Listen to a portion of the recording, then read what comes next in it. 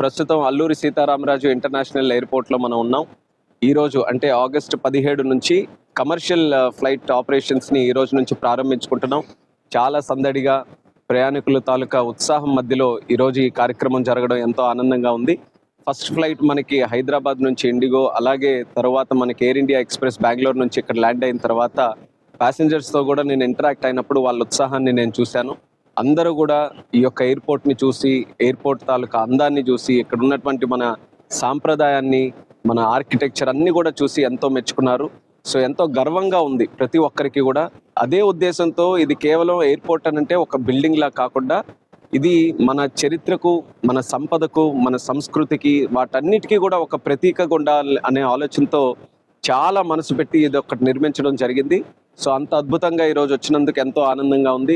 అయితే దీన్ని ఇనాగ్రేట్ చేసిన తర్వాత ఇద్దరు వ్యక్తుల్ని మనం గుర్తు చేసుకోవాలి, స్టేక్ హోల్డర్స్ని. అందులో మొట్టమొదటిది దీనికోసం భూమిని త్యాగం చేసినటువంటి రైతులు. ఆ రైతులకి ముందుగా నా తాలూకా ధన్యవాదాలు తెలియజేసుకుంటున్నాను. వాళ్ళు సహకరించడం వల్ల ఇంత అద్భుతమైనటువంటి ఎయిర్పోర్ట్ మన ఉత్తరాంధ్ర ప్రాంతంలో మనం నిర్మించుకున్నాం. అలాగే రెండోది ఏంటంటే జిఎంఆర్ గారికి, జిఎంఆర్ సంస్థ ప్రాణం పెట్టి మరి ఈ యొక్క ఎయిర్పోర్ట్ని ఒక శ్రీమంతుడిలాగా వాళ్ళు ఈ ప్రాంతం నుంచి వచ్చేసారు కాబట్టి మళ్ళీ చాలా చక్కగా మనం ఎప్పుడు కూడా చరిత్రలో గుర్తుండిపోయే విధంగా ఉండాలని చెప్పి ఎక్కడ వెనకాడకుండా బిజినెస్ని కానీ కమర్షియల్ యాంగిల్ని పక్కన పెట్టి ఈ ప్రాంతానికి ఒక ఊపిరి పోసే విధంగా ఎయిర్పోర్ట్ ఉండాలని చెప్పి వాళ్ళు కూడా సహకరించారు.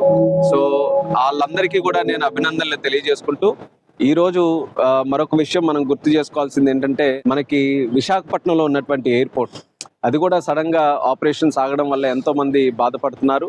అయితే ఎప్పుడు కూడా ఒకటి కొత్తది చేసేటప్పుడు ఇలాంటి సంఘటనలు మనకి ఎదురవుతూనే ఉంటాయి. ఎన్నో తీపి జ్ఞాపకాలు, మధుర జ్ఞాపకాలు, క్షణాలు ప్రతి ఒక్కరికి కూడా ఉన్నాయి. నాకు కూడా చిన్నప్పటి నుంచి ఆ ఎయిర్పోర్ట్తో ఎంతో మంచి మెమరీస్ అవన్నీ కూడా ఉన్నాయి. వాటినన్నిటిని కూడా మనం కాపాడుకుంటూ ముందుకు వెళ్దాం. అయితే నేను ప్రజలకు కూడా నేను చెప్పేది ఏంటంటే, ఆ ఎయిర్పోర్ట్ ఇప్పుడు జనరల్ ఏవియేషన్ కింద ప్రైవేట్ ఫ్లైట్స్ అన్ని కూడా ల్యాండ్ అవ్వడానికి ఆ ఇన్ఫ్రాస్ట్రక్చర్ని మనం వినియోగించుకుంటున్నాం. అలాగే ఫ్యూచర్లో కూడా కొన్ని ఆలోచనలు ఉన్నాయి. చంద్రబాబు నాయుడు గారి తాలూకా గైడెన్స్ తీసుకొని ఆ ఎయిర్పోర్ట్ను కూడా భవిష్యత్తులో ఏ రకంగా ముందుకు నడిపించాలనేది దాన్ని కూడా ఒక ఆలోచన చేసుకొని అక్కడ కూడా ఇన్ఫ్రాస్ట్రక్చర్ డెవలప్మెంట్కి నా వంతుగా ఒక ప్లానింగ్తో ముందుకు వెళ్తానని కూడా ఈ సందర్భంగా తెలియజేసుకుంటున్నాను. అలాగే దీనికి సంబంధించి కనెక్టివిటీ ఇదొకటి అన్ని సార్లు కూడా మనం చర్చిస్తూ ఉన్నాం, దీనికి కనెక్టివిటీ ఎలా అని. అయితే విశాఖపట్నం నుంచి ఇక్కడికి రావడానికి మనకు ప్రధానంగా ఉన్న హైవే మార్గాల్లో కొన్ని వెడల్పు చేయడం జరిగింది. ఒక 7 రోడ్స్ మనం తీసుకొని మేజర్గా మనకి సింహాచలం నుంచి వస్తున్నటువంటి సొంట్యాం రోడ్ని, అలాగే కొన్ని పాయింట్స్ని మనం అభివృద్ధి చేయడం జరిగింది. వాటితో పాటు బీచ్ కారిడార్ను కూడా మనం శాంక్షన్ చేసుకున్నాం. అతి త్వరలో ఆ పనులు కూడా మొదలుపెట్టి అది కానీ మనకైతే బీచ్ మార్గంలోనే మనం విశాఖపట్నం నుంచి ఎయిర్పోర్ట్ వరకు వచ్చే అవకాశం ఉంటుంది. సో ఇలా డిఫరెంట్ కనెక్టివిటీ పాయింట్స్ను కూడా అభివృద్ధి చేసుకుంటూ ముందుకు వెళ్తున్నాం.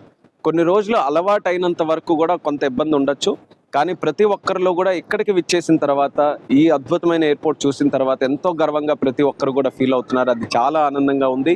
ఉత్తరాంధ్ర గతంలో ఎప్పుడు కూడా మనం మాట్లాడుకుంటే ఇది వెనకబడినటువంటి ప్రాంతంగా చిత్రీకరించేవారు. కానీ ఈరోజు ఉత్తరాంధ్రలో ఎవరు అడుగు పెట్టినా మొట్టమొదటిగా భోగాపురం ఎయిర్పోర్ట్ వచ్చిన తర్వాత ప్రపంచం మొత్తం ఇక్కడే ఉందేమో అన్నటువంటి ఆలోచన వాళ్ళకి కలుగుతుంది. ఆ రకంగా పెట్టుబడులు రావడానికి అన్ని విధాలుగా కూడా ఈరోజు ఉత్తరాంధ్రకి ఒక కొత్త ప్రాణం పోసే విధంగా, ఒక కొత్త అధ్యాయం మొదలయ్యే విధంగా ఈ రోజుతో ఈ యొక్క కార్యక్రమం మొదలైంది.